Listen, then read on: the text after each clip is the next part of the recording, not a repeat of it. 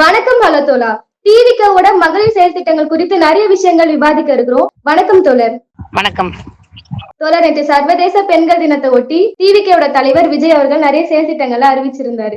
அதை பத்தி நம்ம நிறைய விஷயங்கள் விவாதிக்கிறோம் தோழர். முதல் கேள்வியா, விஜய் பெண்களுக்கு பாதுகாப்பான கட்சி, நான் தான் இதுக்கப்புறம் தமிழகத்துல இருக்க எல்லா பெண்களுக்கும் ஒரு விடியல் தர போறேன்னு சொல்றாரு. அவரோட அரசியல் வருகையை நீங்க எப்படி பாக்குறீங்க தோழர்? பொதுவா புதியவர்கள் இளையவர்கள் அரசியலுக்கு வருவதை பாராட்டலாம், வரவேற்கலாம். ஆனா அவர் சொல்லக்கூடிய அந்த கருத்துக்கள் என்பது கேலி கூத்தாகவும் வேடிக்கையாகவும் தான் இருக்கிறது. நேற்று மகளிர் தினத்துல அவர் நிறைய பெண்களுக்கான சலுகைகளை நிறைய அறிவிச்சாரு. பெண்களுக்கு பாதுகாப்பு கொடுக்கும் என்று சொன்னாரு. முதல்ல சலுகை என்று பார்க்கலாம். நீங்க பாத்தீங்கன்னு சொன்னா ஒரு மாசத்துக்கு முன்னாடி இருந்து பெண்கள்ல இருந்து அவங்களுடைய போராட்டங்கள் பல இடங்கள்ல வேண்டாம் வேண்டாம், ஓசி பஸ் வேண்டாம் அப்படின்னு எல்லாம் கோஷங்கள்லாம் விட்டாங்க. இலவசங்கள் வேண்டாம், 1000 ரூபாய் நாங்களாம் வாங்குறதே இல்லை அப்படின்னு சொல்லிட்டு. அப்ப ஏற்கனவே அமுல்ல இருக்கக்கூடிய அந்த இலவசங்களையும் இருக்கக்கூடிய அரசு அறிவிச்சிருக்கக்கூடிய அந்த திட்டங்களையும் அவர் நான் மீண்டும் கொடுப்பேன் என்று சொல்றாரு. இதுவே ஒரு அரசியல் நாகரிகமா அவருக்கு சாரி அரசியல் நாகரிகம், இதுவே ஒரு அரசியல் புரிதல் இருக்குதான்னு அவருக்கு தெரியலன்றதான்.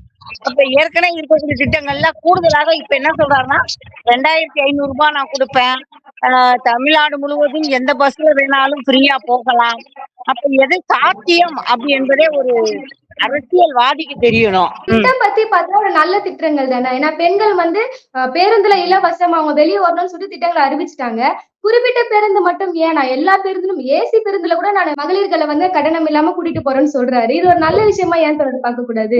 நீங்க இப்ப அறிவிச்சிருக்க தமிழக அரசு நடத்திக்கிட்டு இருக்க திட்டங்கள்லயும் பாத்தீங்கன்னு சொன்னா நிறைய போக்குவரத்து துறையில நிறைய கஜானா காலியா இருக்குன்னு சொல்லி போக்குவரத்து தொழிலாளர்களுடைய மெடிக்கல் கொடுக்கக்கூடிய பணம் ரிட்டையர்மெண்ட் பிறகும் கூட இன்னும் அந்த போக்குவரத்து தொழிலாளருக்கான செட்டில்மெண்ட் பண்ண முடியாத சூழல் என்பது உருவாயிருக்குது. அப்ப எனக்கு காரணம் என்ன சொல்றாங்கன்னு சொன்னா, இந்த மாதிரி இலவச பஸ்களுக்கு கொடுக்குறாங்க, ஆனா அதனால தொழிலாளியுடைய நலன்கள்ல இருந்து தொழிலாளியுடைய உரிமைகள் எல்லாமே பறிக்கப்பட்டு இருக்குது அப்படின்ற ஒரு பெரிய போராட்டங்கள் தொடர்ந்து நடந்துகிட்டு இருக்குது. அப்ப எல்லாமே இலவசத்துல கொடுத்தாங்கன்னு சொன்னா அந்த போக்குவரத்து துறையை நடத்துவது எப்படி? அதுக்கான திட்டங்கள் தாவேகா தலைவர்கிட்ட இருக்குதா? அதற்கான வருமானமும் அவரை எந்த வகையில வருமானத்தை ஈட்டுவார் என்பதை சேர்த்து தெளிவா பேசலாமே. எந்த வகையில சொல்றாருன்னா, நான் ஊழல் எல்லாம் ஒழிச்சிடுவேன், அதாவது ஊழல் பண்ணி சம்பாதிக்கிற பணம் எல்லாமே நான் மக்களுக்கு தரப்போறேன் அப்படின்னு சொல்றாரு. இந்த ஊழலை ஒழிப்போன்னு சொன்னவங்க ஏராளமான பேர். நீங்க பட்டியல் எடுத்தோன்னு சொன்னா, அண்ணா ஆசாரே ஒரு பெரிய உண்ணாவிரத போராட்டத்தை நடத்தினாரு. ஆனா எங்க ஊழலை ஒழிக்க முடிஞ்சதுன்னு எங்களுக்கு தெரியல. அதே போல அண்ணா ஆசார வழியில வந்தவர் தான் ஆம் ஆத்மி கட்சியினுடைய கெஜ்ரிவால். அவராலே ஒண்ணும் பண்ண முடியல. நீங்க இந்த நாட்டினுடைய முதல் பிரதமரா இருக்கக்கூடிய மோடி அவர்கள் ஆட்சிக்கு வரும்போதே என்ன சொன்னாருன்னு சொன்னா, நான் வீட்டுக்கு 15 லட்சம் கொடுப்போம்னு சொன்னாங்க. 15 லட்சம் எப்படி கொடுப்பீங்கன்னு சொன்னா, ஊழல் பணம் நிறைய இருக்குது, அந்த ஊழல் பணத்தை எல்லாம் நாங்க மீட்டு எடுத்து கொடுப்போம்னு சொன்னாங்க. திரும்ப இப்ப என்ன மோடி சொல்றாருன்னா, நான் அப்படியெல்லாம் சொல்லவில்லைன்னு பொய் சொல்றாரு. அப்ப அது போல இன்னைக்கு ஊழல் பணத்தை எடுத்து கொடுப்போம், ஊழல் பணத்தை எடுத்து கொடுப்போம் பல கட்சிகள் சொல்லி இருக்கிறாங்க தவிர, ஆனா என்ன நடைமுறையில இருந்திருக்குன்னு நாங்க பல கட்சிகளை பார்த்துட்டோம். அததான் இவரும் பண்ணுவாரு. அவர் தரப்புல இருந்து என்ன சொல்றாருன்னா, நான் பார்க்காத அரசியல் காசா, நான் எவ்வளவு பணம் பார்த்துட்டேன், இதுக்கப்புறம் நான் என்ன பணம் பார்க்க போறேன் அப்படின்னு சொல்றாரு. நம்பி அவர் அரசியல் கூட்டிட்டு வரலாம்னு உங்க கருத்து என்ன தோழர்? இதுல முதல்ல அவர் மேடையில ஏறி மைக்க பிடிச்சு பேச சொல்லுங்க. எந்த மேடையில எத்தனை தலைவர்களோ உட்கார்ந்து அவர் மேடையில பேசியிருக்கிறாரு. அதுக்கு அடுத்து எந்த மீடியாவில் அவர் பேட்டி கொடுக்கிறாரு.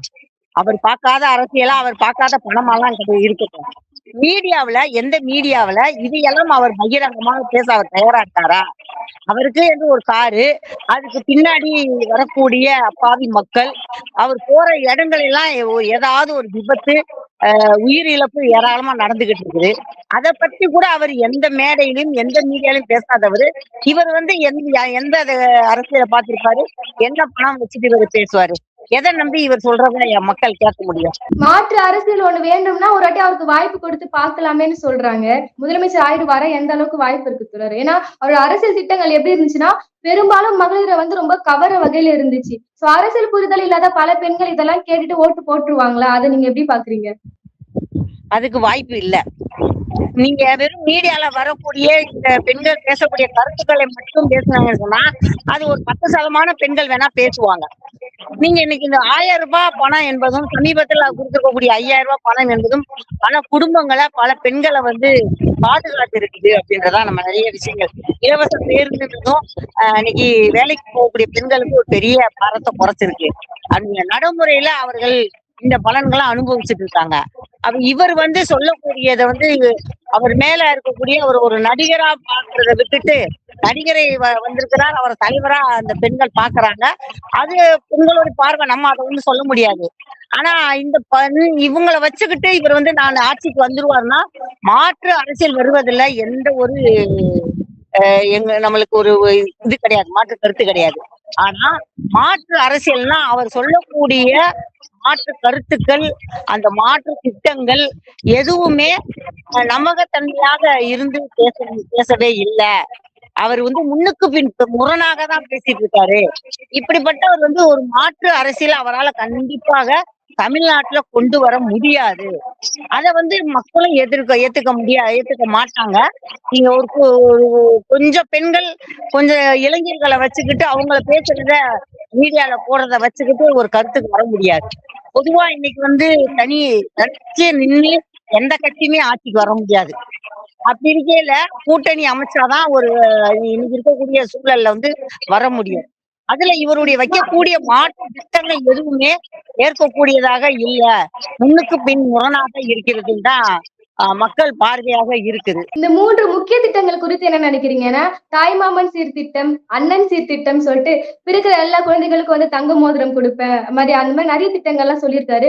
மாசம் 2500 ரூபாய், அதையும் ஒரு படி மேல வந்து வருஷத்துல 6 மாசத்துக்கு ஃப்ரீ வந்து மானியத்தோட சிலிண்டர் கொடுப்பேன்னு சொல்லியிருக்காரு. அது எப்படி பாக்குறீங்க? சாத்தியமா முதல்ல இது புரியல. இப்ப அந்த சிலிண்டர் கொடுக்கறது வந்து மத்திய அரசு தான் கொடுக்குறாங்க.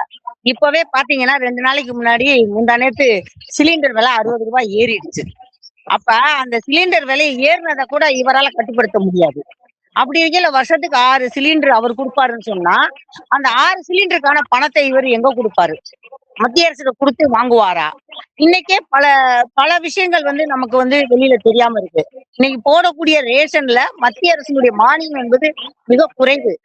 அது திமுக ஆட்சியா இருந்தாலும் அண்ணா திமுக ஆட்சியா இருந்தாலும் அந்த கட்சிகள் வந்து பணம் கொடுத்துதான் இன்னைக்கு அரிசி வாங்கி மக்களுக்கு இங்க கொடுக்குறாங்க. அதவே சமாளிக்க முடியாம இன்னைக்கு ரேஷன் கடைகள் எல்லாம் எவ்வளவு நிலைமை மோசமா இருக்குன்னு தெரியும். இதுல வந்து 6 சிலிண்டர் வந்து நான் கொடுப்பேன்னு சொல்றது வந்து ஏதாவது சாத்தியம் இருக்குதா? எல்லாமே பொதுவா மோதிரம் போடுறது நல்ல விஷயம். நாங்க கொடுக்கறத எதையும் வேண்டான்னு சொல்ல மாட்டோம். இதெல்லாம் அவசியம் இல்லைன்னு சொல்ல மாட்டோம். கொடுக்கறதா வரவேற்போம். அவர்களுடைய பெரிய பெரிய பொருளாதார பாரத்தை குறைப்பதுதான் வரவேற்போம். ஆனா அது சாத்தியமா? அந்த சாத்தியத்திற்கான மாற்று பொருளாதாரம் எங்க இருந்து நீங்க ஈடுகட்ட போறீங்க? அதையெல்லாம் சொல்லாமல் நான் இதை கொடுப்பேன் அதை கொடுப்பேன்னு வெறும் வாய் வார்த்தைகள் பேசுவது வந்து பழமொழி சொல்லுவாங்க. கிராமங்கள்ல எல்லாம் பழமொழி சொல்லுவாங்க, கேட்கிறவன் கேனையனா இருந்தா கேழ்வரகுல நெய் ஒழுகுன்னு சொல்லுவாங்க. அந்த கதை தான் அவர் பேசக்கூடிய டைலாக்கா இருக்குன்னு தான் நாங்க பாக்குறோம். சரி, இந்த திட்டங்கள் வந்து வெறும் ஓட்டுக்காக வந்து சொல்லியிருக்காரு, நம்ம வச்சுப்போம். அடுத்ததான் பெண்களோட பாதுகாப்பு. டிவிகே கட்சியும் பெண்கள் பாதுகாப்பு நம்ம ஒரு தனி டாபிக்கே பேசலாம் போல. இந்த என்ன சொல்லியிருக்காருன்னா, பேருந்துல வந்து அவசர கால பட்டன், அதுவும் இல்லாம வேலு நாச்சியார் படை, அதையும் ஒரு படி தாண்டி அஞ்சலி அம்மாள் பேர்ல வந்து நான் நீதிமன்றமே ஆரம்பிக்க போறேன்னு சொல்றாரு. இந்த பெண்கள் பாதுகாப்பு விஷயத்துல ரொம்பவே கவனம் செலுத்தி இருக்காரா இந்த திட்டங்கள்லன்னு ஒரு விஷயம் இருக்கு. அதை எப்படி பாக்குறீங்க தோழர்? அஞ்சலி அம்மா போட்டோ வச்சு இது யாருன்னு விஜய் கேட்டா அவர் யாருன்னு கண்டுபிடிச்சு நிறைய அவங்க வந்து நீங்க கட்சி ஆரம்பிச்சதுல இருந்து அம்பேத்கர் போட்டால இருந்து பெரியார் போட்டால இருந்து வைக்கிறாங்க. அவங்க தொண்டர்களுக்கு இது யாருன்னு கேட்டா யாருன்னே தெரியாது. அப்படியே அஞ்சலி அம்மாவோட பேர்ல பேருந்து வைப்போம்னு சொன்னா வரவேற்கிறோம். ஆனா இப்பவுமே நீங்க பாத்தீங்கன்னு சொன்னா பெண்கள் பாதுகாப்பு குறித்து எல்லா பேருந்துகள்லயும் நிர்பயா ஃபண்டுல இருந்து கேமரா பொருத்தப்பட்டிருக்கு. அப்ப இப்பவுமே பெண்களுக்கு பாதுகாப்போட தான் இருக்குது, அந்த செயல்பாடுகள் இருக்குது. ஆனாலும் கூட பெண்கள் பாதுகாப்பு என்பத தாவேக்கா இருக்கக்கூடிய தலைவர் சொல்வதை எங்கனால ஏத்துக்கவே முடியல.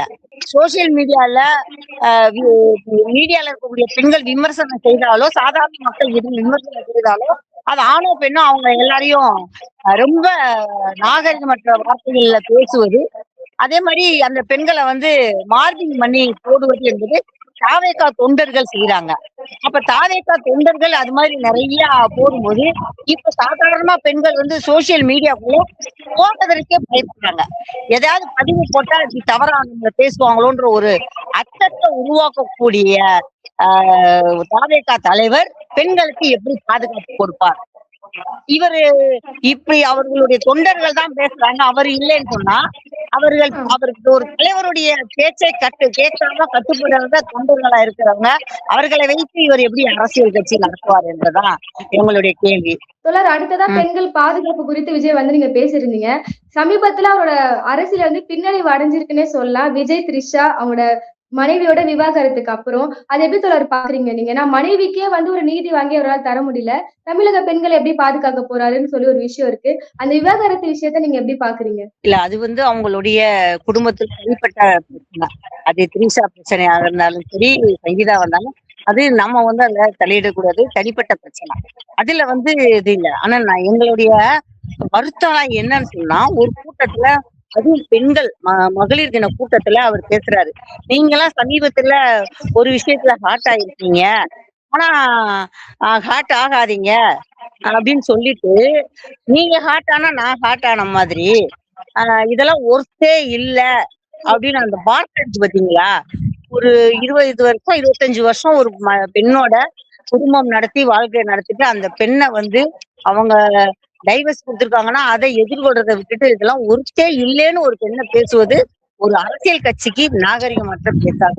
அது அந்த பெண்ணை சொல்றது எப்படி தொடர்மா புரிஞ்சுக்க முடியும்? ஒருவேளை அவர் அந்த விஷயத்த சொல்லிருக்கலாம்ல, இந்த விஷயம் அவ்வளவு ஒர்த் இல்ல, மக்கள் பணியில நம்ம கவனம் செலுத்தலாம், அப்படி சொல்லி நம்ம ஒரு புரிதல் இருக்குல்ல? இல்ல, அப்படின்னா அவர் தெளிவா இது விஷயமா பேசிருக்க வேண்டியதானே? பெண்ணதான் சொன்னேன்னு இப்படி எதுனா ஒரு கேள்விக்குறி மாதிரி வைக்கிற மாதிரி பேசுறது எப்படி இருக்கும்? அப்ப இது எஸ்கேப்பிங் தானே? எதையாவது பேசிட்டு இந்த மாதிரி நாங்க பேசுறோம், நான் இதை சொல்லல, நான் அப்படித்தான் சொன்னேன்னு எஸ்கேப் ஆகிறதுக்கான வார்த்தைகள் தான். என்னோட சக தோழி அந்த மாதிரி சமூக வலைத்தளங்களை யாரும் அடிக்காதீங்க, இந்த மாதிரி விஷயங்களை அவர் சொல்லியிருக்கலாம் நீங்க எதிர்பார்க்கறீங்க, சரியா தோழர்? அவர் சொல்லியிருக்கலாம், கண்டிப்பா சொல்லியிருக்கணும். 2 பேருமே பெண்ணுதான், திரீசாவும் பெண்ணுதான், அவங்க மேலயும் இப்படி ஒரு அவதூறுகள் வரையில அவர் அதையாவது கண்டிச்சிருக்கணும். சொந்த மனைவி மேலேயும் அவதூறுகள் பரப்பும் போது அதையாவது கண்டிச்சிருக்கணும். இதையே கண்டிக்காதவர் மற்ற பெண்களுக்கு எப்படி ஒரு பாதுகாப்பு கொடுப்பாருன்ற கேள்வி. நீங்க மாத சங்கத்தோட தலைவியா இருக்குதால இன்னொரு கேள்வி கேட்கிறேன். என்ன மனதளவிலும் உடல் அளவிலும் நான் பாதிச்சிருக்காருன்னு, ரொம்ப துன்புறுத்திருக்காருன்னு சொல்றாரு. அது அந்த வன்முறையை நீங்க எப்படி பாக்குறீங்க தோழர்? ஏன்னா விஜய் வெளியே ரொம்ப சைலண்டான கேரக்டராகவும் பெண்களுக்கு பாதுகாப்பான நான் தான்ற மாதிரி பேசுறாரு. பட் உடல் அளவிலும் துன்புறுத்திருக்காருன்ற போது அந்த மனநிலையை எப்படி பாக்குறீங்க தோழர் நீங்க? அப்படி உண்மையிலேயே அப்படி ஒரு சம்பவங்கள் அவங்க பண்ணியிருந்தாங்கன்னு சொன்னா அதை ஏத்துக்கவே முடியாது. இப்ப நீதிமன்றத்துக்கு போயிருக்காங்க, அவங்க எந்த அளவுக்கு பாதிக்கப்பட்டிருக்காங்கன்னு தான் இவங்க இவ்வளவு தூரம் பேசுவாங்க அப்படின்றது. அப்ப நீதிமன்றத்துல அவங்களுடைய போராட்டங்கள் அவங்களுக்கு ஒரு நியாயம் கிடைக்க வேண்டும் என்று தான் நாங்க அதை பாக்குறோம். இவர் இது எதுக்குமே வாயை திறக்காம இருக்கிறாரு. ஒரு பெண்ணுன்னு பாக்கையில அவங்க சொல்லுவதை நம்ம கேட்கிறோம், சொல்லுவதைதான் கேட்டிருக்கோமே தவிர நம்மளாம் இன்னும் அவங்க இப்பவும் கூட மனதளவில் இதெல்லாம் பாதிக்கப்பட்டிருக்கோம் எங்கேயும் நேரடியா அவங்க பேசி கொடுக்கல. சந்தேகத்துக்குரிய விஷயமே அதுவாதான் இருக்கு. இவ்வளவு நாளா அமைதியான்ட்டு சங்கீதா இப்ப சொல்றாங்கன்னா, அரசியல் கரெக்டா தேர்தல் நெருங்குற டைம்ல திமுக சங்கீதாவை இயக்குதுன்னு சொல்றாங்க. அந்த விஷயத்தை எப்படி பாக்குறீங்க? எல்லாத்துக்கும் எல்லாம் ஒரு காரணம் வச்சிருக்கிறாங்க. அப்படின்னால இப்ப அவங்க மனைவிக்கு அவங்களுக்கு தெரியும்ல, இது அரசியலுக்குள்ள நுழைஞ்சாங்கன்னு சொன்னா அடுத்து அவங்க வாழ்க்கை கேள்விக்குறியாகுமா இருக்கும்ல. அப்படி எப்படி ஒரு கட்சி ஒரு பெண்ணை எப்படி எதிர்கொள்ள முடியும்? எனக்கு என்னன்னா, இவங்க திமுக இயக்குதுன்னு இதை மட்டும் சொல்லல, பொதுவா ஏதாவது ஒரு பிரச்சனை விஜய்க்கு எதிராக கரூர்ல 41 பேர் இறந்த போது கூட அந்த சம்பவத்துக்கு திமுக தான் காரணம், இவர் தான் செந்தில் பாலாஜி தான் காரணம் அப்படின்னாங்க. அப்ப இவங்களுக்கு எதையாவது ஒரு பிரச்சனை இல்லை, இவங்களுக்கு தப்பா வந்துச்சுன்னு சொன்னா டக்குன்னு திமுக காரணம் அவங்க காரணம்னு சொல்றது அவரு கைவந்த கலையா வச்சிருக்காருன்னு தான் நான் பாக்குறேன். இறுதியா ஒரு கேள்வி, பெண்கள் இப்ப இந்த திட்டங்களுக்கு எல்லாம் மயங்கி பெண்கள் ஓட்டு போட போறாங்கன்னு ஒரு விஷயம் தாவேக தொண்டர்களே சொல்லிட்டு இருக்காங்க. இறுதியா அவங்களுக்கு ஒரு விஷயம் சொல்லணும்னா நீங்க இந்த திட்டங்களையும் தாவேக தொண்டர்கள் பெண்கள் நிர்வாகிகள் நீங்க என்ன ஒரு விஷயம் சொல்லுவீங்க? இந்த திட்டங்கள் எல்லாம் வரவேற்கக்கூடிய திட்டங்கள் தான். ஆனா அதற்கான அவருடைய மாற்று திட்டங்கள் என்ன வச்சிருக்கிறாரு, அதுக்கான பொருளாதார நிதி என்ன தேடல் வச்சிருக்காரு, எதையுமே சொல்லாம இந்த திட்டங்கள் எதுவுமே சாத்தியம் இல்லைன்னு தான் சொல்லுவோம். இதுவரைக்கும் தமிழக அரசு அறிவிச்சிருக்க திட்டங்கள்ல ஓரளவு பெண்கள் அதுல பயன் அடைஞ்சிருக்கிறாங்க அப்படின்றத நாங்க பாக்குறோம்.